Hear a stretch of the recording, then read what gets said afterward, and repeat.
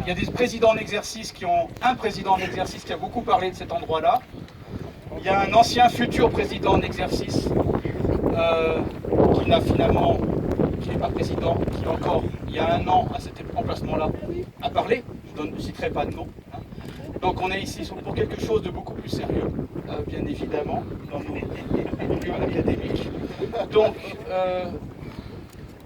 je passe la parole à la personne qui va remettre les insignes de chevalier d'art et des lettres au professeur John Ralph Collis. Roulement de tambour. Oui.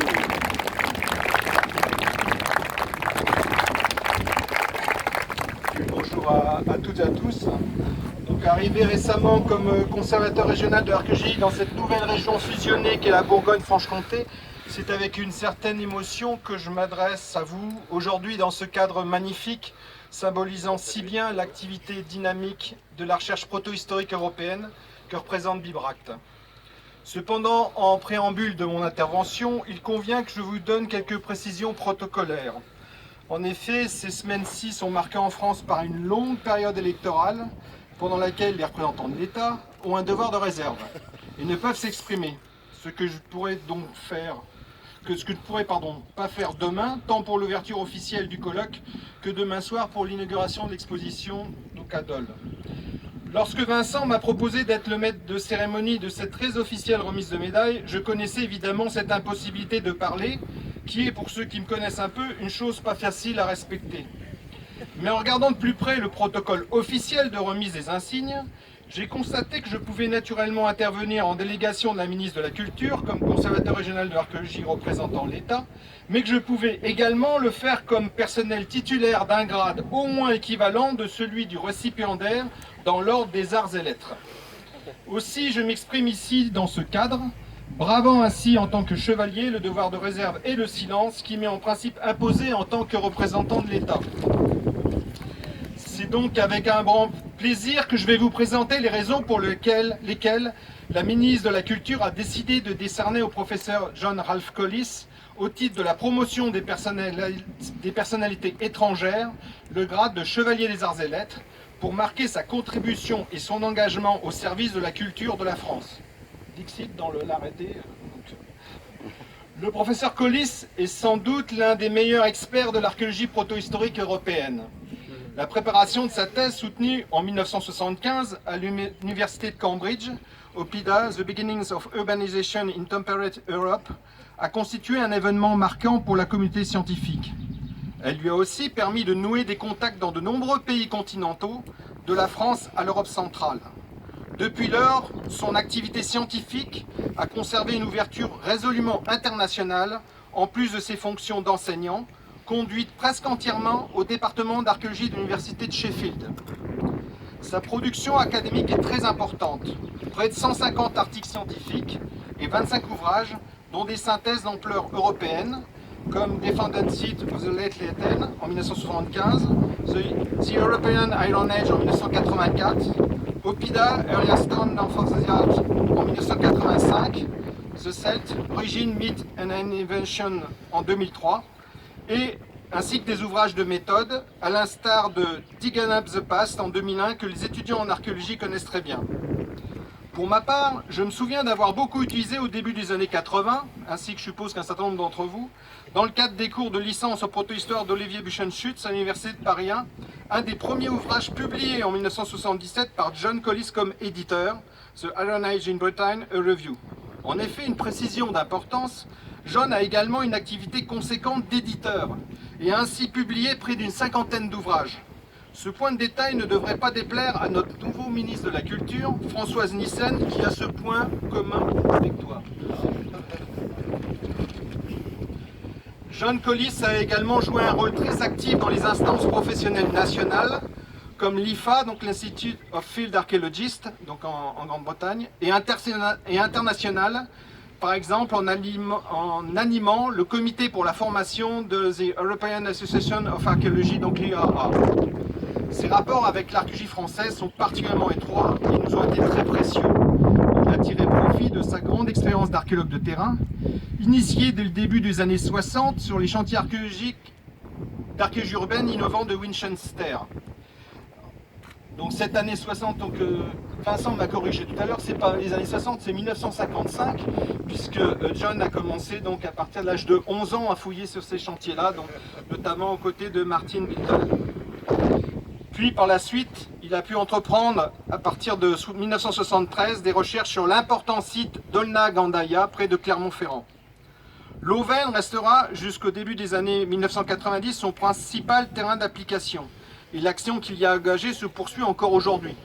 Accessoirement, j'ai appris en prenant mon poste il n'y a pas très longtemps qu'en fait le Morvan fait encore partie du Massif central. Donc on est en fait dans le Massif central. À défaut d'être en Auvergne, on est dans le Massif central.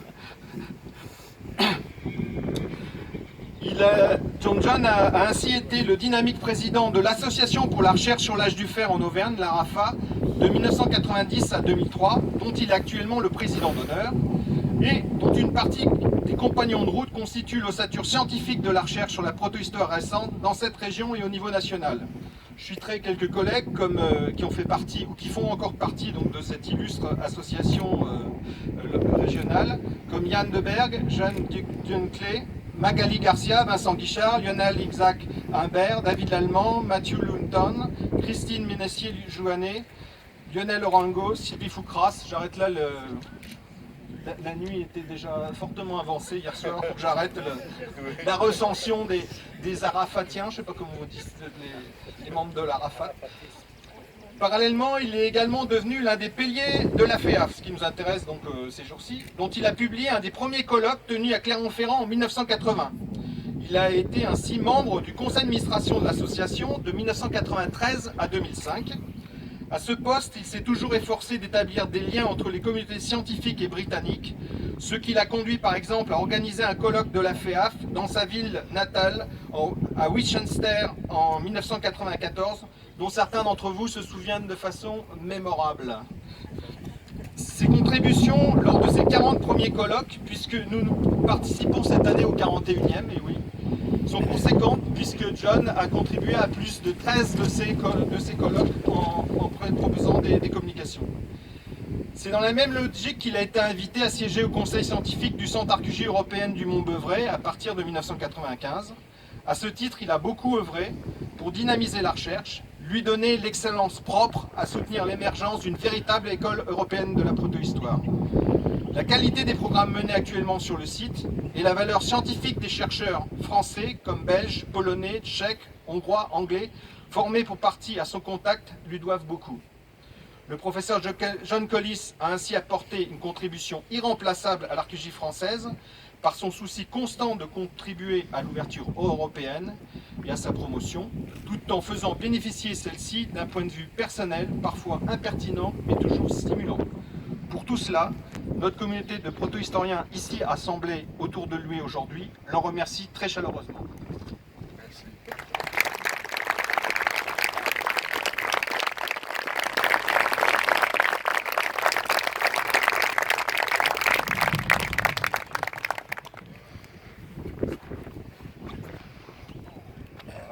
John Ralph Collis, au nom de la ministre de la Culture, nous vous remettons les insignes de chevalier des arts célèbres. Merci. Et en plus, elle a beaucoup.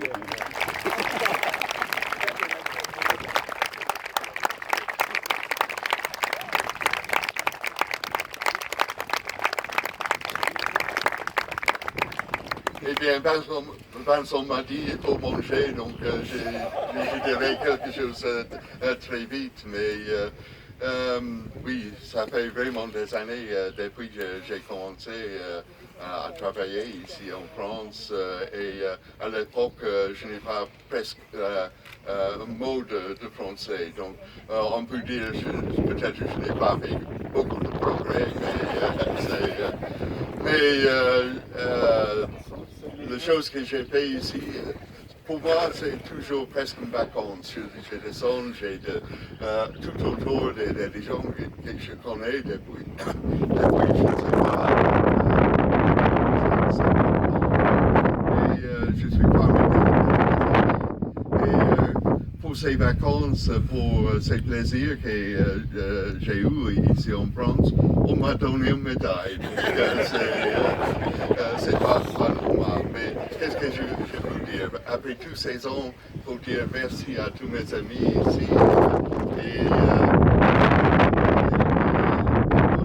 j'ai déserté pour prier, mais ils sont ici avec moi, mes deux filles, c'est ma soeur. Et donc, simplement, merci et il faut avoir la pique-nique, je crois.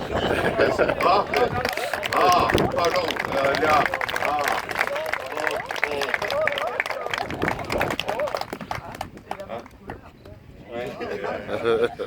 Les excuses, je n'ai pas mes sandales.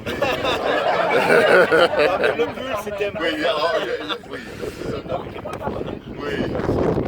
Cher John, nous allons continuer de te fêter et d'abord, tu reçois le livre que nous venons d'écrire et pour lequel honorable contributeur, c'est grâce à tes travaux qu'il a pu être c'est formidable, et voilà, donc que nous pouvons signer.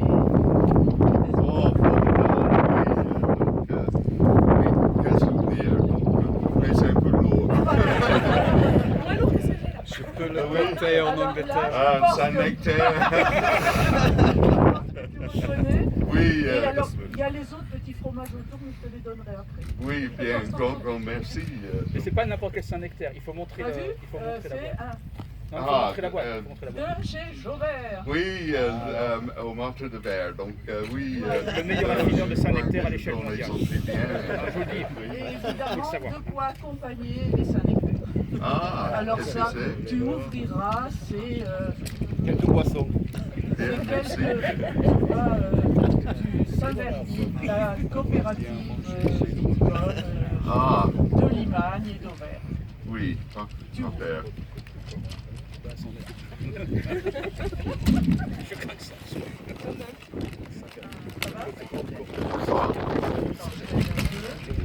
Bon, c'est pour le pique-nique, John. Ah non, il a trop remué, il faut qu'il attende. Hein, tu le laisses reposer un peu quand tu arrives en Angleterre. Oui. Parce que c'est du Côte de Coran quand même. Hein. Non, c'est pas alors, bon, il y a une bouteille, l'Auvergne est réputée pour son cépage gamay, et donc il y a une bouteille qui est un gamay, mais sur des vieilles vignes. Donc c'est assez connu. Et puis une bouteille de vin blanc qui sont les premières obtentions de vin blanc d'Auvergne qui ont été primées. Et puis au milieu quand même une bouteille de marc. Parce que quand même il faut bien... voilà, Oui.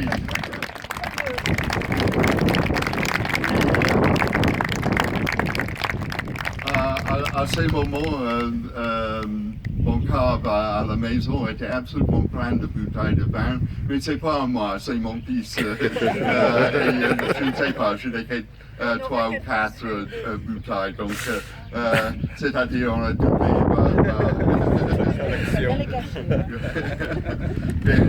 Oui, mais quelque chose pour souvenir ces histoires. Donc, oui, bien.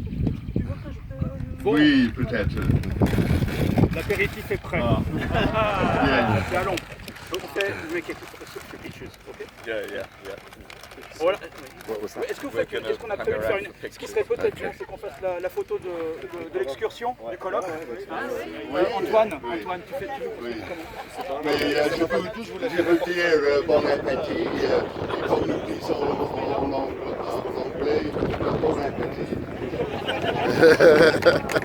Oui.